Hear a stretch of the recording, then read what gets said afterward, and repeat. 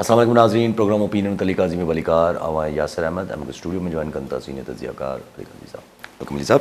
Thank you यासर।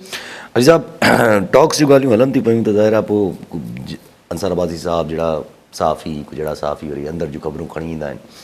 ख़ैर उन्हनि court त जेको आहे हुकूमती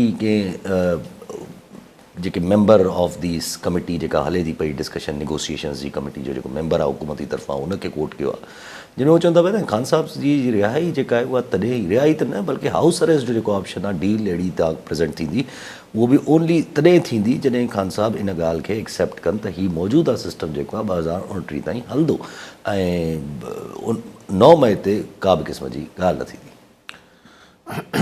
जी, हाणे असांजा कुझु साफ़ी हज़रात आहिनि इस्लामाबाद में वेल कनेक्टेड बि आहिनि, पोइ उन्हनि जे थ्रू बि कुझु मुख़्तलिफ़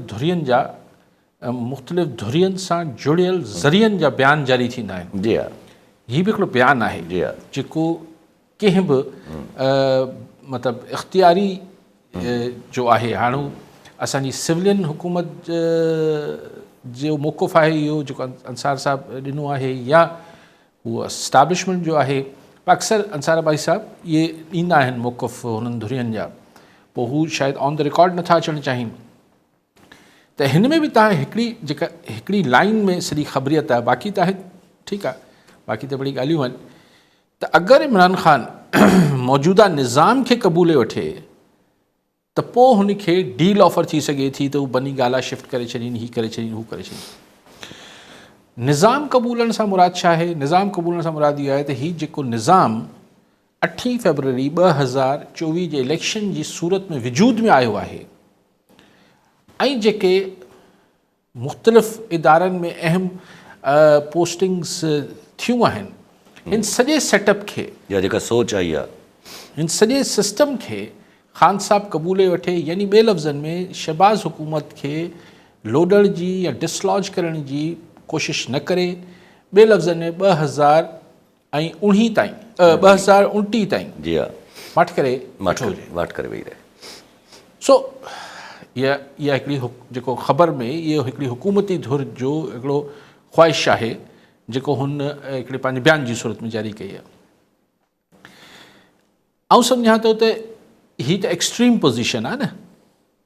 मिसाल जॾहिं 2 धुरियूं ॻाल्हाए रही हूंदियूं आहिनि न, पहिरीं हुन खां पहिरीं इहा ॻाल्हि करे वठिजे त यानी हिन जो मतिलबु हीअ ॻाल्हि उन ई ॻाल्हि जी तस्दीक करे थी जेको पाण कयूं पिया त ख़ान ऐं इस्टाब्लिशमेंट या हुकूमत जे विच में जेके ॻाल्हियूं जे नुक़्ते ते फाथल आहिनि हू अॼु जा न आहिनि। जी हा, हू मुस्तक़बिल जो मसइलो आहे। जी हा, त ख़ान निकिरंदो त पोइ छा थींदो, टाइम लाइन ते झड़ो आहे। हीअ ॻाल्हि पाण बि करे रहियासीं। अॼु हिन जेको जंहिं बि धुर जो हीउ बयानु आहे ख़बर जी सूरत में, हुन बि इहो वाज़े कयो त निज़ाम को क़बूलने, मन निज़ाम को क़बूलने से मुराद इहो ई थी न त भई तव्हां हाणे 4 साल हथ रखी वेही रहो, जेको थियो विसारे छॾियो, बसि जेको थियो ऐं माज़ी में बि जेको थियो विसारे छॾियो, निज़ाम खे क़बूले वठो। हीउ जेको 26 नवंबर ते इस्लामाबाद में थियो आहे इहो बि हिन निज़ाम कयो आहे। त हीउ जेको मिस्टर निज़ाम आहे, मिस्टर निज़ाम साहब जेके आहिनि, हिन खे क़बूले वठो। हाणे पर आउं इहो छा सम्झां थो त हीअ त हिकिड़ी एक्सट्रीम जो 2 धुरियूं ॻाल्हाईंदियूं आहिनि जंहिंमें गुज़ारिश कई पई त हुन में त हिकिड़ी 2 धुरियूं पहिरें मरहले में हिकिड़ी एक्सट्रीम ॻाल्हियूं कंदियूं आहिनि। मिसाल ख़ान चवंदो हूंदो मूंखे हींअर ॿाहिरि कढो, मूंखे जेको आहे इलेक्शन जेको आहे 3 महीननि में करायो, या मुंहिंजो मैंडेट वापसि करे छॾियो, जेके मुंहिंजी सीटूं आहिनि, त आउं प्राइम मिनिस्टर थी वञा। माना अडियाला जेल मां सिधो तक़रीबन आउं प्राइम मिनिस्टर हाउस पहुची वञा। इहो ख़ान साहब जी ख़्वाहिश हूंदी, मुतालबो हूंदो। हू धुर चवी थी त 4.5 साल अञा इंतज़ारु करे वठो, 4.5 तक़रीबन 4.25 4.5 साल इंतज़ारु कयो ऐं ख़बरदार कुझु न कजो, हीअ न कजो, हू न कजो। हीअ आहिनि एक्सट्रीम पोज़ीशन्स। पर जॾहिं तव्हां ॻाल्हाइण लाइ तयारु थी वेंदा आहियो त ज़ाहिर आहे ॻाल्हि किथे विच में टुटंदी आहे। हाणे विच छा आहे, सॼो $1 मिलियन जो सवाल उहो आहे त हू विच छा आहे। हू विच 2 साल आहे, हू विच 2.5 साल आहे, हू विच 1.5 साल आहे, हू विच 1 साल आहे। हू छा आहे? हू जेको विचो फॉर्मूलो आहे उन ते ॻाल्हि न पई बीहे। ऐं जेको ख़्वाजा आसिफ़ चए थो त असांखे इमरान ते एतबार कोन्हे, हिनजी नेक नियती न आहे, हिन जे पोयां को ॿियो गेम आहे। हू दरअसल इहो सम्झे थो ख़्वाजा आसिफ़ या ख्वाजा आसिफ खे सम्झाइण वारा इहो सम्झनि था त अगर ख़ान मञी बि वरितो त ठीकु आहे 2 साल माठि रहंदसि, पोइ ॿाहिरि निकिरी फिरी वियो त पाण छा कंदासीं? यस। सो अच्छा, ॿिए पासे ॾिसो त शयूं हिन बयान जो जॾहिं ॻाल्हियूं एतिरियूं अॻिते वधियूं आहिनि, तव्हां टाइमिंग बि थोरी नोट कयो न, पसे पर्दा ॻाल्हियूं बि काफ़ी अरसे खां थियनि पियूं PTI ऐं मुख़्तलिफ़ धुरियुनि जे विच में। हाणे 2 तारीख़ ते माना सुभाणे न परीं बाज़ाब्ता हुकूमत ऐं PTI जे विच में खुलेआम पार्लियामेंट में मुज़ाकरात शुरू थींदा बाज़ाब्ता। त हिकिड़ो ॾींहुं पहिरीं ख़बर ॾियण जी छा, इहो बयान जारी करण जी कहिड़ी ज़रूरत हुई? माना एक्सट्रीम पोज़ीशन ॾेखारीनि पिया। ख़ान बि मुज़ाकरात खां 2 ॾींहं पहिरीं चए थो 1.5 साल त मूं गुज़ारे छॾियो आहे जेल में, हाणे मूंखे डील करण जी कहिड़ी ज़रूरत आहे, कोर्टनि मां आज़ादु थी वेंदुसि। एक्सट्रीम पोज़ीशन्स ही ॿई हिक ॿिए खे ॾेखारण त बाबा ठीकु आहे असांखे तुंहिंजी परवाह न, ठीकु आहे मूंखे बि तव्हांजी परवाह कोन्हे। हू जेको हिकिड़ो ब्रेव फेस ॾेखारिबो आहे, पर दरअसल ज़ाहिर आहे ऐं सम्झां थो त हुकूमत बि डेस्परेट आहे।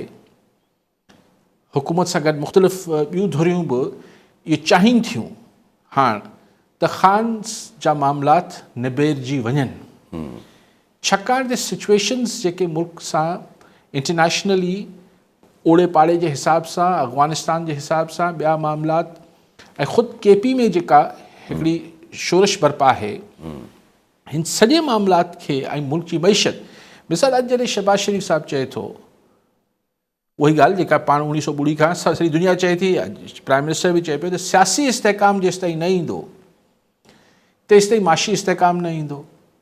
मुल्क में सियासी अदम इस्तेहकाम सवाइ ख़ान जे ॿियो आहे कहिड़ो? बाक़ी सभु पार्टियूं त हुकूमत में आहिनि। मौलाना फज़ल रहमान जो हिकिड़ो मुतालबो हूंदो आहे, उहो तव्हां मञी वठंदा आहियो, त पोइ सियासी अदम इस्तेहकाम ॿियो आहे कहिड़ो? पाकिस्तान में कहिड़ो सियासी अदम इस्तेहकाम आहे except one and only Adiala जेल? ख़ान जो मसइलो आहे। त प्राइम मिनिस्टर चए थो जेसिताईं सियासी इस्तेहकाम न ईंदो, माशी इस्तेहकाम न ईंदो, बिल्कुलु सही थो चए।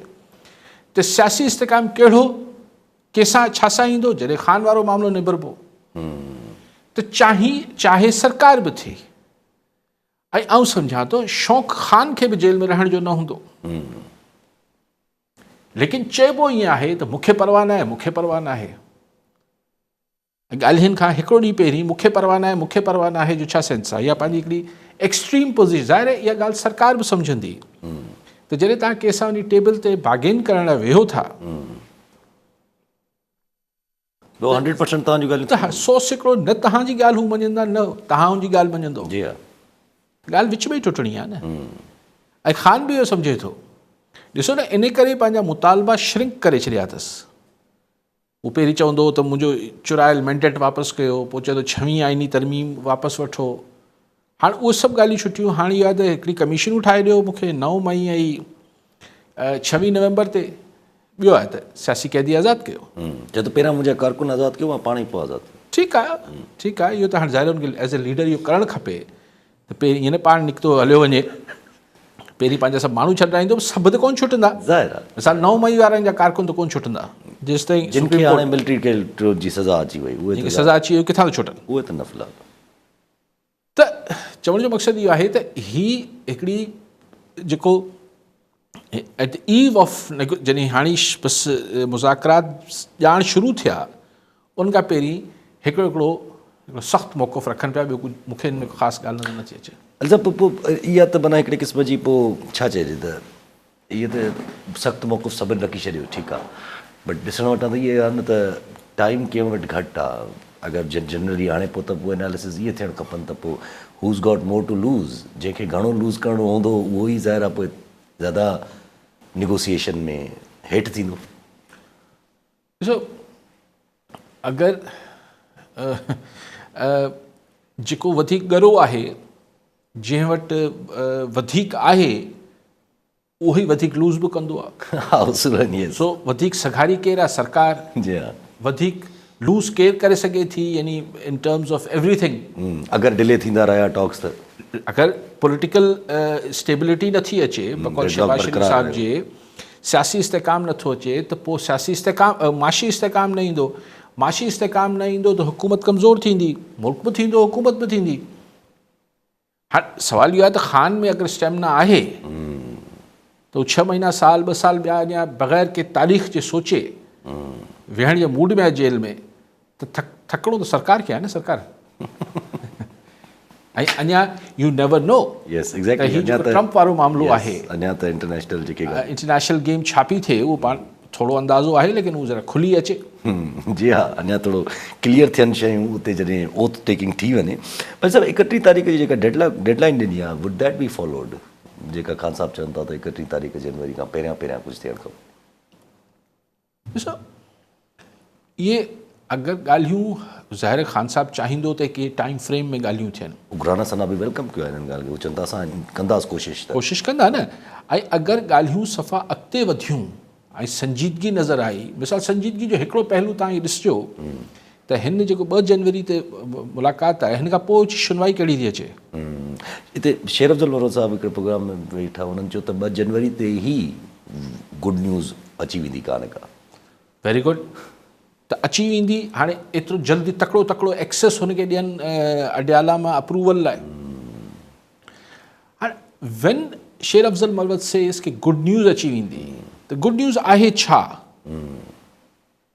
मूंखे त इहो हज़म नथो थिए त 9 मई ते को जुडिशल कमीशन ठही सघे थी।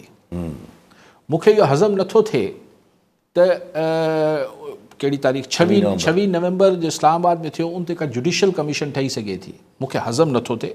थियण लाइ दुनिया में सभु कुझु शयूं थी सघनि थियूं। त हुन लाइ को फेस सेविंग ॾियणी पवंदी ख़ान साहब खे त भई ठीकु आहे, हीउ जुडिशल कमीशन न आहे, पर पोइ हीअं आहे, पोइ हिकिड़ी पार्लिमानी कमेटी ठाहियूं था जेका जांच कंदी। ठीकु आहे, पार्लिमानी कमेटी खजड़ी ॻाल्हि आहे। ऐं पार्लिमानी कमेटी पोइ छाकाणि त हू कॾहिं फंक्शन ई न कंदी, ऐं उन ते बि असांजी इस्टेब्लिशमेंट खे इहा ॻाल्हि नाला थींदी, इस्टेब्लिशमेंट जी ॻाल्हि न वणंदी।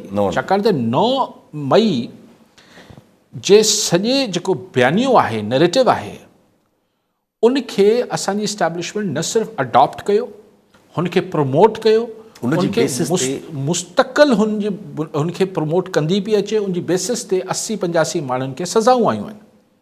जी हा। हाणे अगरि हुकूमत वेही उन ते जुडिशल कमीशन ठाहे छॾींदी, त बेसिकली जुडिशल कमीशन हू वाक़े खां वधीक इस्टेब्लिशमेंट जी नैरेटिव जी छंछाण कंदी। त भई अगरि ईअं न थियो जीअं चयो पियो वञे, त असां हिकिड़ी जंहिंजे बल ते शहबाज सरकार बीठी आहे, यानी इस्टेब्लिशमेंट, उनजे ख़िलाफ़ इंक्वायरी खोले छॾींदी छा? ज़रा हुन में हथ में ई न आहे त इहा ॻाल्हि इवेंचुअली मतिलबु पोइ त झड़े वारी ॻाल्हि थी वई न। सो इहो मूंखे हज़म ई नथी थिए ॻाल्हि। अच्छा, लाइक वाइज़ 26 नवंबर हिकिड़ो माण्हू मुओ आहे या 100 माण्हू मुओ आहे, पर अगरि मिसाल PTI जेको दावा करे थी उहो सही आहे, पोइ त ख़ुदि सरकार जी गिची में बि फिल्म आहे। ज़ाहिर आहे, त कीअं इंक्वायरी थींदी? ज़ाहिर आहे, लॉजिक ई न आहे। जी हा, लॉजिक ई न आहे न। त ख़ुशख़बरी जेका शेर अफ़ज़ल मरवत साहब ॾेई सघनि था या जेको ॿुधाइनि पिया, उहो इहो थी सघे थो त भई पहिरें मरहले में शाह महमूद कुरैशी फलाणा खे आज़ादु था कयूं, या जेके बीमार आहिनि, या जेके बीमार आहिनि हॉस्पिटल मोकिलियो था। CBM राशिद साहिब आहे, जेके ॻाल्हियूं हलनि सो CBMs आहिनि हीअ त भई ठीकु आहे, हॉस्पिटल मुंतक़िल करे छॾियो। जीअं बुशरा साहिबा जी आज़ादी, ऐं बार बार इहो तव्हांखे चवां थो, उहो हिकिड़ो CBM हो, कॉन्फिडेंस बिल्डिंग मेजर हो, जेको अॼु ताईं हू वापसि अरेस्ट न थियूं आहिनि, इहे सभु थियो आहे। ईअं ई पोइ हिकिड़ो ॿियो CBM। माना कोशिशि त इहा ई हूंदी न त फ़िलहाल हर कोई ज़ाहिर पंहिंजी मन रहे, कहिड़े न कहिड़े तरीक़े सां पोइ हाणे मञे थी नथी मञे। अच्छा, कल्ह टियों ॻाल्हि कई राणा सना साहब त नवाज़ ज़रदारी ऐं इमरान इहे टई ॾियनि त मसइले जो हल थी सघे थो। अॼु अली मोहम्मद ख़ान साहब PTI जा आहिनि, उहे चवनि था त ठीकु आहे, ज़रूरी आहे हिननि टिनी जो वेहणु, पर ख़ान साहब पहिरियां ॿाहिरि अचनि, माना ॿाहिरि अचनि उन खां पोइ वेहनि। ॾिसो, उहे जॾहिं पाण सफ़ा हिकिड़े राजूणी क़िस्म जी गुफ़्तगू बि कंदा आहियूं न, पोइ चवंदा यार हिकिड़े माण्हू खे ॿधाए, हथ पेर ॿधी ऐं या पुलिस लाकअप में विहारे, पोइ तव्हां ॻाल्हियूं कहिड़ी कंदा? एग्ज़ैक्टली, ॻाल्हियूं त थींदियूं आहिनि जॾहिं माण्हू ते को, ऐं जॾहिं तव्हां मसइले खे हल करणु चाहियो पिया, मुल्क जे मसइले खे, जॾहिं तव्हां मुल्की मसाइल खे, जेकर राणा सनाउल्ला जी सलाह हुई त मुल्की मसइलनि खे हल करिणो आहे, माना को आसिफ़ ज़रदारी साहब या नवाज़ शरीफ़ साहब या इमरान ख़ान साहब जा मसइला हल न आहिनि, ही मुल्की मसइला हल करणा आहिनि। त अडियाला जेल मां कीअं वेहंदो इमरान? पोइ ही ॿई वेंदा छा? हाणे प्रेसिडेंट त वञी नथो सघे अडियाला जेल। ज़ाहिर उहो त वरी हिकिड़ो ऑफिशियली थी वेंदो। ऐं ही टई ॼणा अगरि वेहनि, ही हिकिड़ा कुझु हूंदा आहिनि, हिकिड़े यूटोपियन ख़्यालात हूंदा आहिनि, आइडियलिस्टिक आइडियलिस्ट बि आहिनि, मतिलबु हिकिड़ी अजीब ग़रीब ॻाल्हियूं आहिनि इहे। ही टई कीअं मसइलो हल करे छॾींदा? ही टई छा बिना एस्टेब्लिशमेंट जे मसइला हल करे सघनि था छा? छाकाणि त ही जेको बि फ़ैसिलो करे उथंदा उन ते छा अमल कराए वठंदा? नथो थिए न असांजे मुल्क में। हिकिड़ी ख़ाम ख़्याली आहे, ॿियो कुझु कोन्हे हिन में। आइडिया ईअं ई वरी हिकिड़ो सियासी वर्कर जो जेको आहे उहो हिकिड़ी ख़्वाहिश आहे। अच्छा, पर पोइ ज़ाहिर आहे सियासी वर्कर जी बि ख़्वाहिश आहे, सभिनी जी ख़्वाहिश आहे। इवन अंडर डिस्कशन कल्ह राति जॾहिं खां इहा ॻाल्हि आई आहे त अंडर डिस्कशन इहे ॻाल्हियूं हलणु शुरू थी वियूं आहिनि त छा नवाज़ शरीफ़ साहब जेको आहे उहो इमरान ख़ान साहब सां मुलाक़ात करे या न करे। सो हिकिड़ो सुवाल ज़िम्मे अचे, राणा सनाब इहा ॻाल्हि कनि था पिया, वरी इहा ॻाल्हियूं निकिरनि पियूं, छा नवाज़ शरीफ़ साहब असर्ट कनि था छा? ॾिसो, अक्सर माण्हुनि जो ख़्यालु आहे त राणा सनाउल्ला नवाज़ शरीफ़ जी पहिरीं शहबाज़ शरीफ़ से ॾाढो वेझो, पोइ चवंदा त नवाज़ शरीफ़ जे ॾाढो वेझो आहे ऐं नवाज़ शरीफ़ जी ॿोली ॻाल्हाईंदो आहे। हीअ बि ऐं हिकिड़ा ॿ ॿिया माण्हू आहिनि, चौधरी हू जेको आहे जावेद लतीफ़, चवंदा आहिनि त नवाज़ शरीफ़ जो ज़हन ॻाल्हाईंदा आहिनि।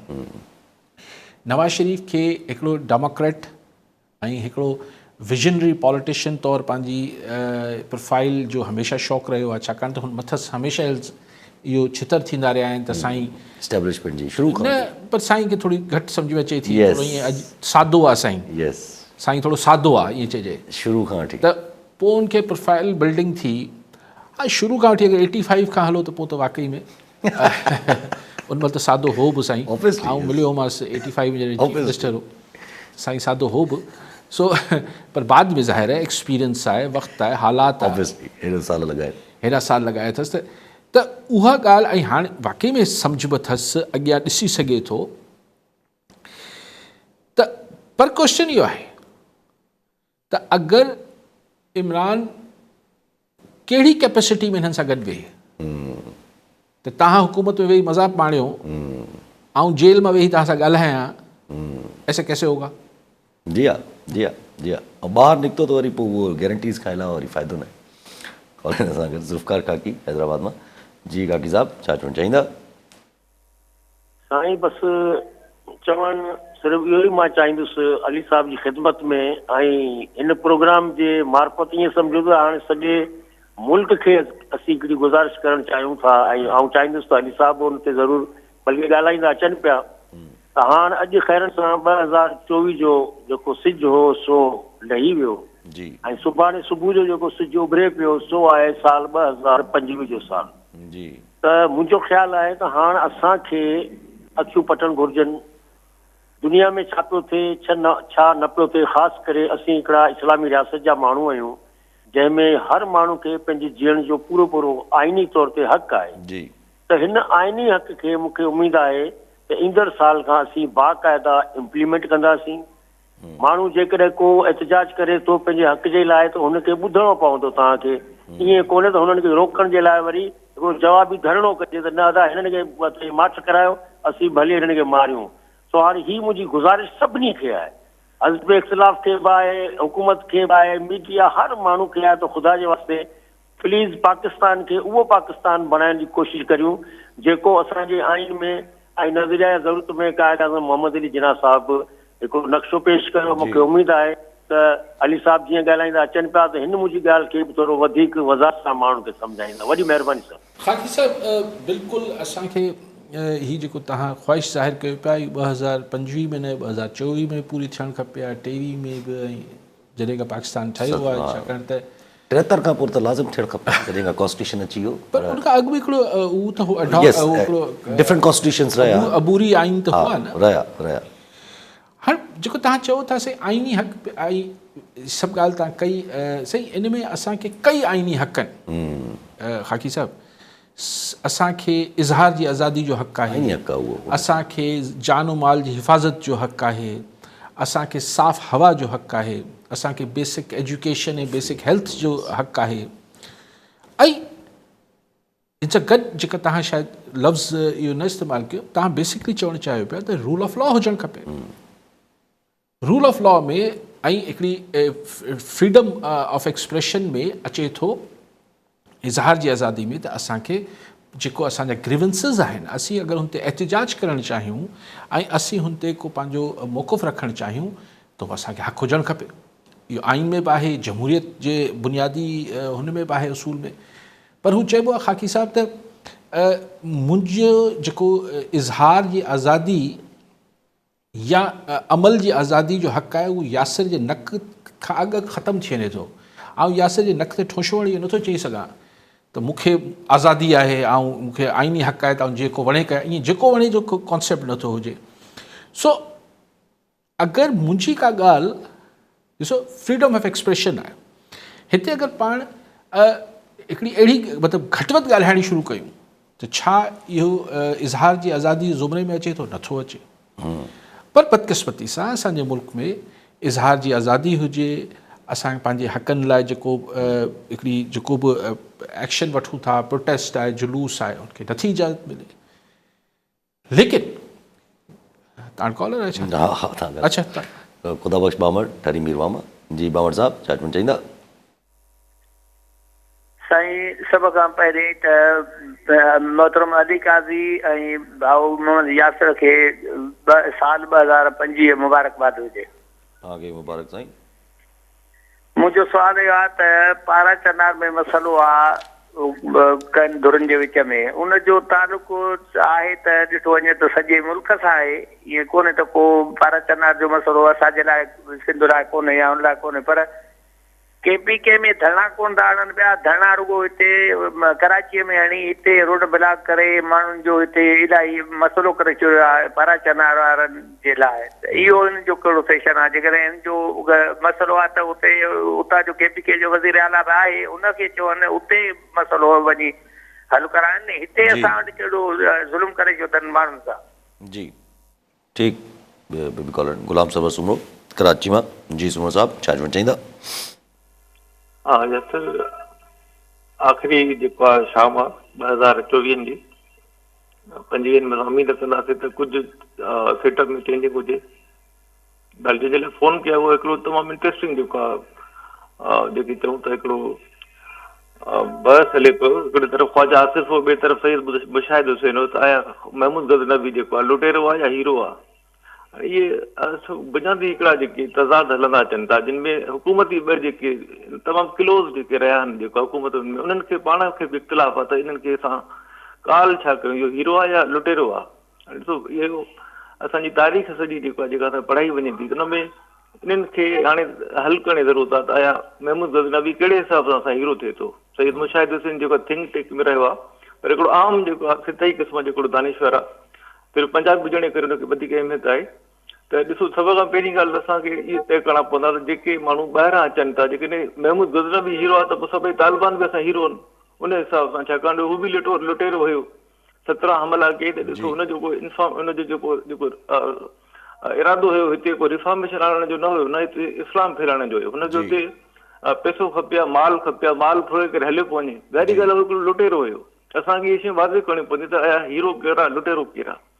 ऐं जेके हिते जेको जिन डिफेंड कयो हिननि खे, उहे असांजा हीरोज़ आहिनि, जिन जेको आहे उन ज़माने में उन्हनि जा ज़ुल्म ऐं जेको बर्दाश्त कया। जेकॾहिं असां सभिनी खे हीरो मञूं त पोइ जेके शहदाद जेके शाशरो में जेके नादिर दुरानी ज़माने में जेके क़तल आम थिया, इहे सभई जेको जाइज़ थी वेंदा। पोइ तारीख़ तालिबान बि जाइज़ आहे, ॿाहिरां जेके अचनि था जेके बि जेको आहे इस्लाम नाले ते सभु जाइज़ आहे।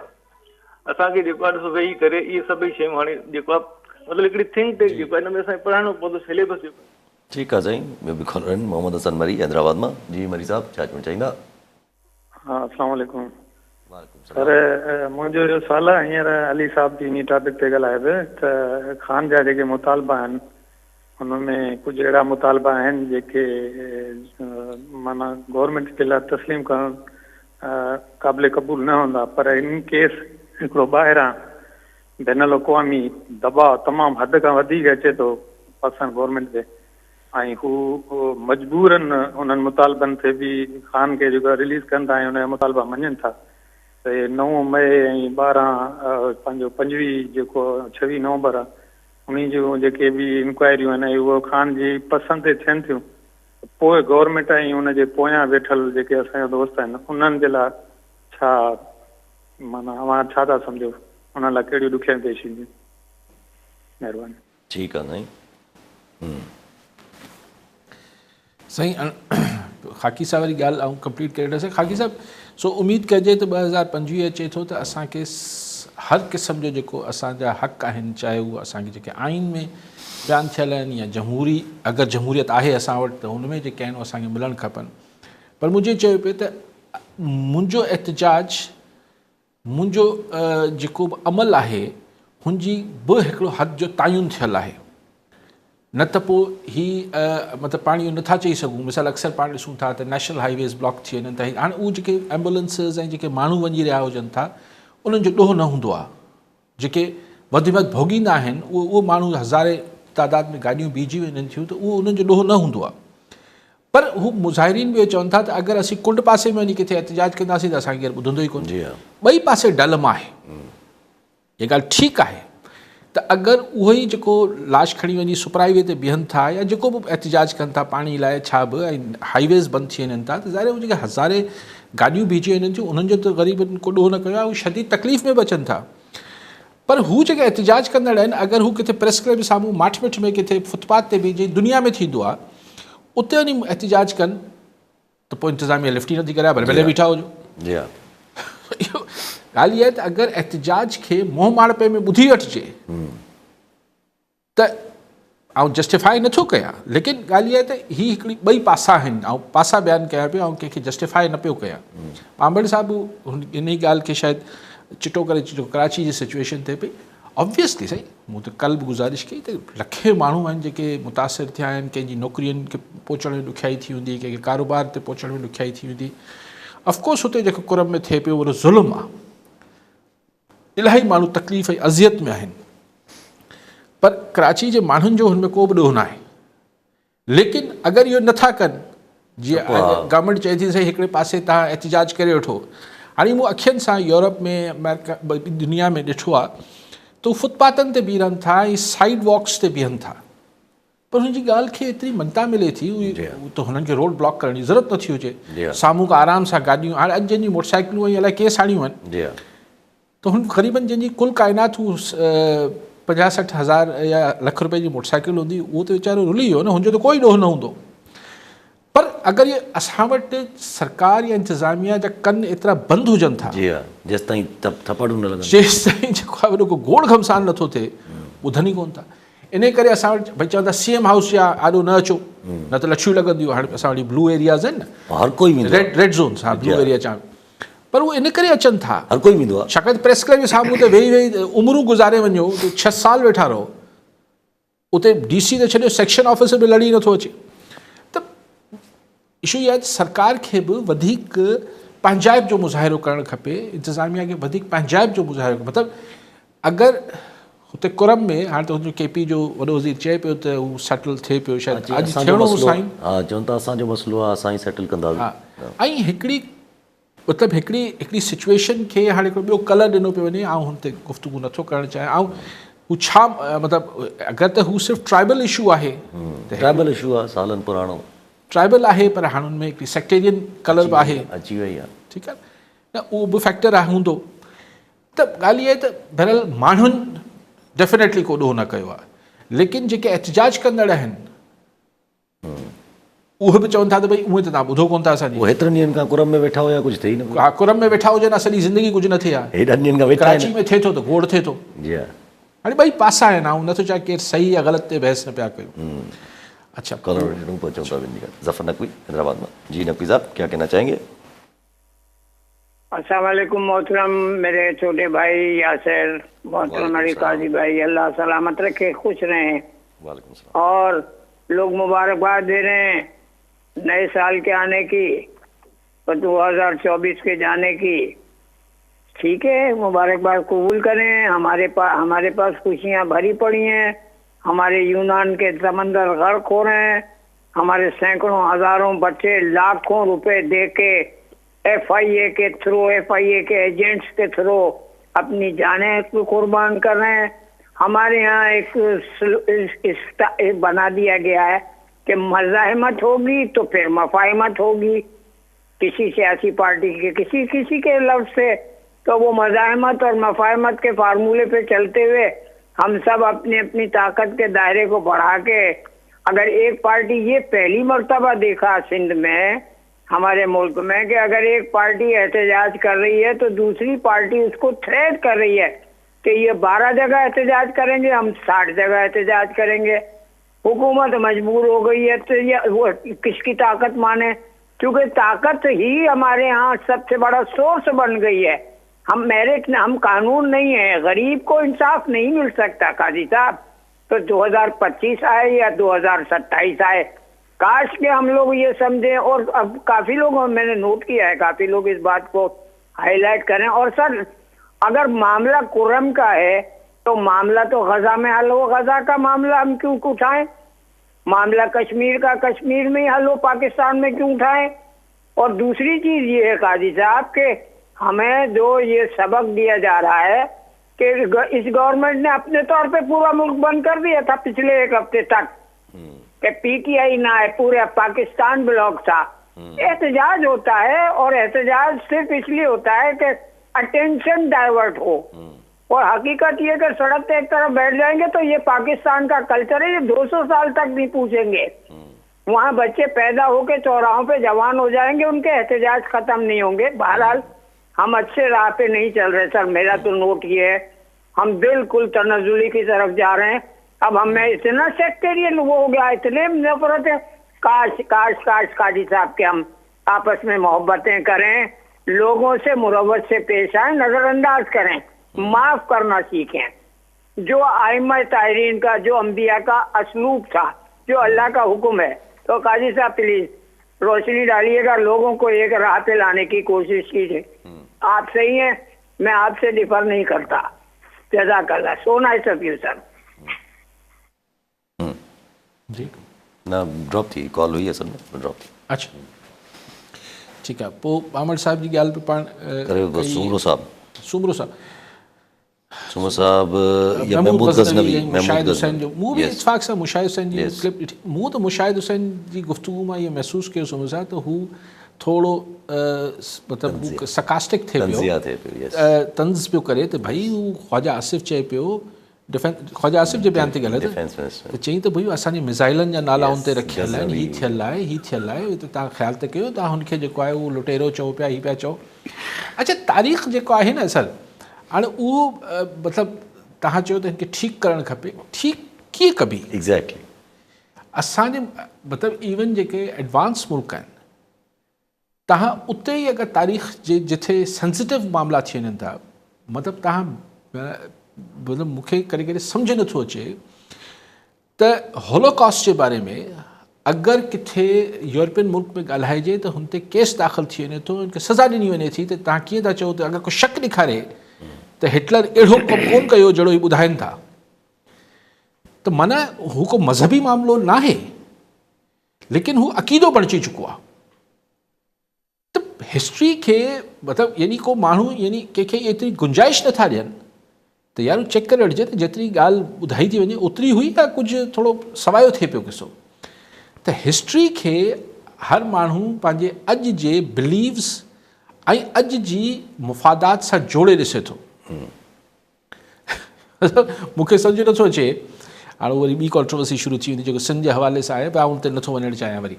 त ॻाल्हि इहा आहे त हिस्ट्री खे त पोइ सही हाणे अहिड़ा किथां ग़ैर जानबदार मोरख आणियूं ऐं उन जेके ग़ैर जानबदार सॾाइनि था चाहे वाक़ई में ग़ैर जानबदार हुजनि था।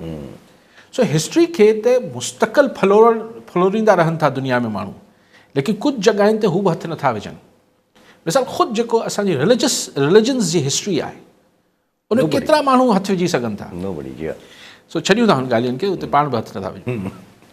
पोइ मरी साहब वरी ॻाल्हि कई इमरान ख़ान साहब जी त अगरि इंटरनेशनल दबाव आयो त फ़िलहाल त हीअ मुतालबा नथा मञनि जेके मञण जोगा न आहिनि, पर जेकर इंटरनेशनल दबाव आयो त इहे मुतालबा मरी साहब ॾिसो एस्टेब्लिशमेंट काॾे वेंदी बेसिकली। मरी साहब हाणे हीअ जेकॾहिं वारी जेकी ॻाल्हि आहे त जेकॾहिं असां ॾिसंदासीं त केतिरो प्रेशर ऐं कहिड़ो प्रेशर।